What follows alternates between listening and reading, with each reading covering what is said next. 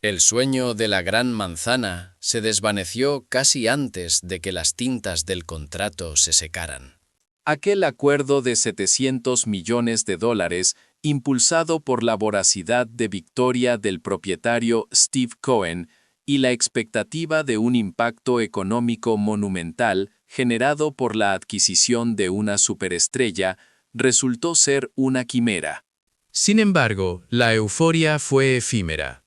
Menos de un año después de la firma, los Mets de Nueva York se encontraron sumidos en una profunda crisis, un desequilibrio de equipo devastador y una insostenibilidad financiera que amenazaba su propia existencia.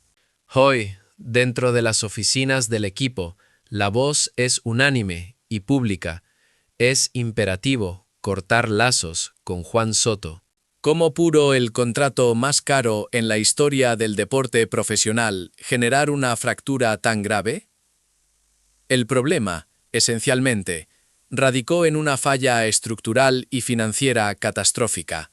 Mientras que el contrato que firmaron los Dodgers con Shohei Ohtani adoptó una estructura flexible de pagos diferidos, orientada a aliviar el flujo de caja a corto plazo, el acuerdo de los Mets con Soto fue un compromiso inmediato de pago colosal que sacudió los cimientos financieros de la organización.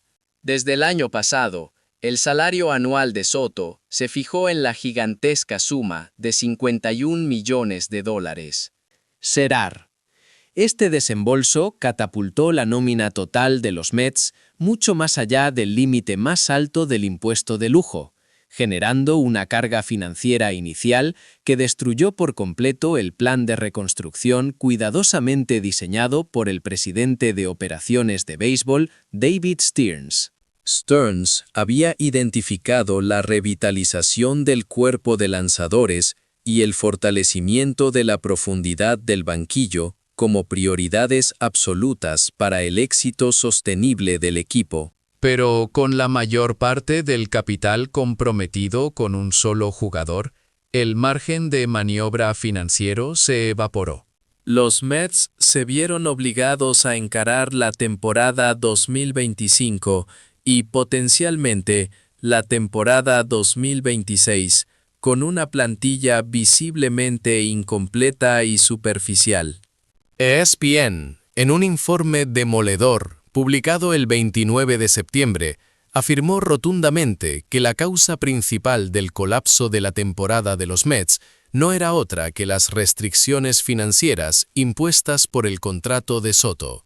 De manera aún más preocupante, el New York Times reportó que el propio Stearns había expresado una profunda alarma interna ya en mayo, advirtiendo que la operación no era sostenible a largo plazo.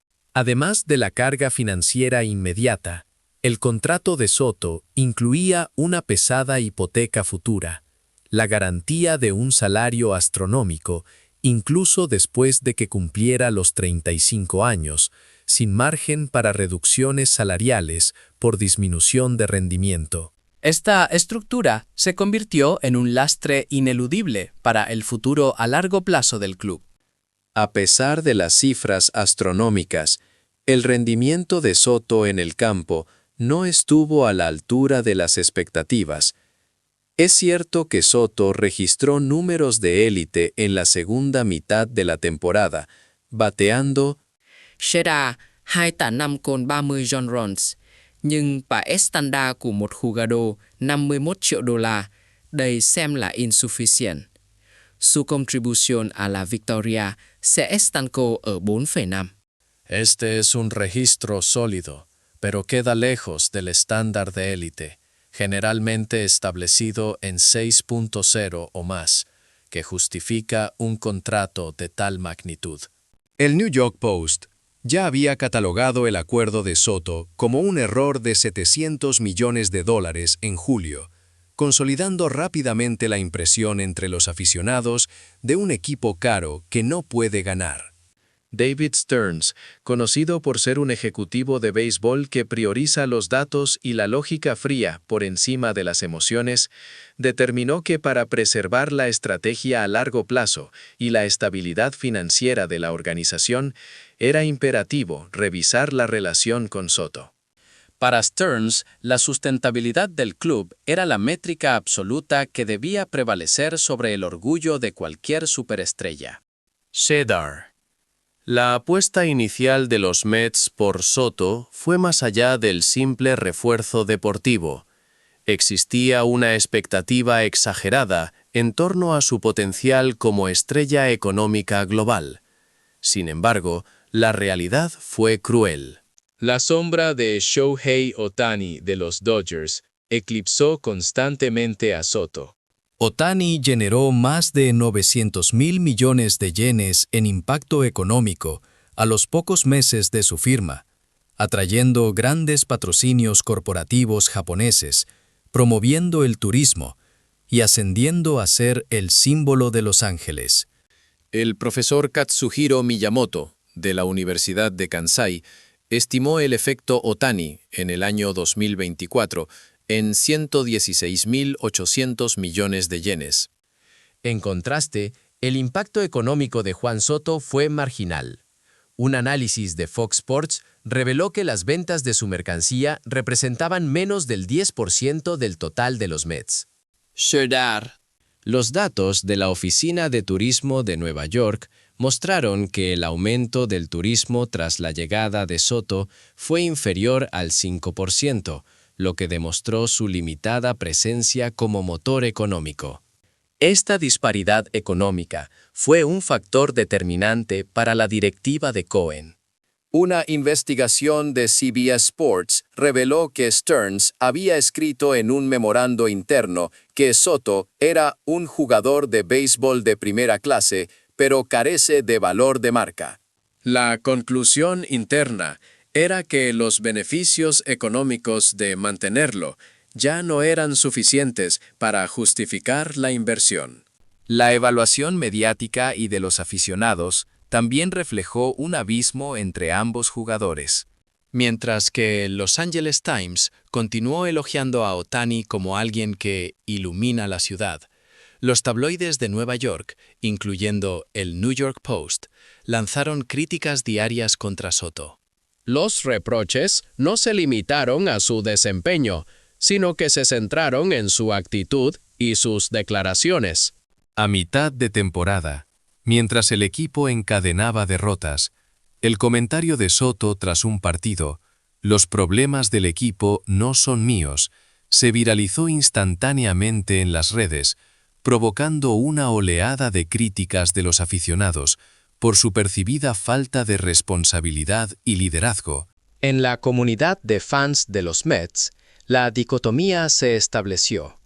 Ohtani era humilde, Soto egocéntrico. Su imagen de marca se deterioró rápidamente. Esta intensa presión social reforzó la determinación de Stearns. La directiva optó por usar a Soto como el chivo expiatorio para recuperar la confianza de los aficionados y simbolizar el nuevo comienzo del equipo. Además, el vestuario se había convertido en un foco de resentimiento. Se informó que los jugadores jóvenes, en particular, se quejaban de la falta de compromiso de Soto, su negativa a dar consejos y su actitud percibida como displicente durante las prácticas, algo inaceptable para el titular del contrato más grande de la historia. Un lanzador anónimo de los Mets declaró en una entrevista con ESPN: "Es un bateador excepcional, pero no es un jugador de equipo". La atmósfera dentro del club se agrió, y la culpa por no ganar comenzó a circular de manera tóxica. Para Stearns, restaurar la moral y la armonía del equipo se convirtió en una tarea de mayor urgencia que mantener el talento descomunal de Juan Soto. A pesar de que el contrato sigue técnicamente vigente, el club comenzó a distanciarse de él, limitándose a responder a las preguntas de los medios sobre su futuro con un escueto "no podemos comentar sobre asuntos contractuales". El juicio fue claro. La coexistencia con Soto se había vuelto inviable. El colapso de la relación entre los Mets y Soto es mucho más que un simple conflicto contractual o un error de evaluación de talento. Es un evento sísmico que obliga a replantear la esencia de lo que significa ser una superestrella en las grandes ligas de la actualidad. El deportista de élite moderno no solo debe ofrecer un rendimiento superior que conduzca a la victoria, sino que debe catalizar la economía local, generar valor a través de patrocinios y mercancía, y poseer la calidad humana para ejercer una influencia positiva en el vestuario. En este sentido, el contraste entre Shohei Ohtani y Juan Soto fue devastadoramente claro. Los Mets pudieron haber creído que al comprar una estrella, ganarían. Sin embargo, la fría realidad a la que se enfrentan es que si no se puede integrar y potenciar a esa estrella, el equipo colapsará. Stearns se ha visto obligado a tomar una decisión dolorosa, pero esta decisión, posiblemente, sea el único camino hacia la estabilidad financiera y el renacimiento de los Mets de cara al 2026. Aunque las oficinas de Nueva York insisten en que el contrato está vigente en la superficie, bajo la mesa ya circulan rumores de que múltiples equipos han manifestado interés en adquirir a Soto, y las negociaciones comerciales se acercan a una etapa final. Stearns solo declara: estamos reconstruyendo para futuro, evitando mencionar el nombre de Soto. Mientras tanto, la mayoría de los aficionados ha llegado a la conclusión de que la única manera de enderezar el barco es deshacerse del lastre. El contrato de $700 millones no trajo un sueño a los Mets, sino una profunda división. Para que los Mets sanen sus heridas y avancen, el rompimiento con Juan Soto es la decisión inevitable.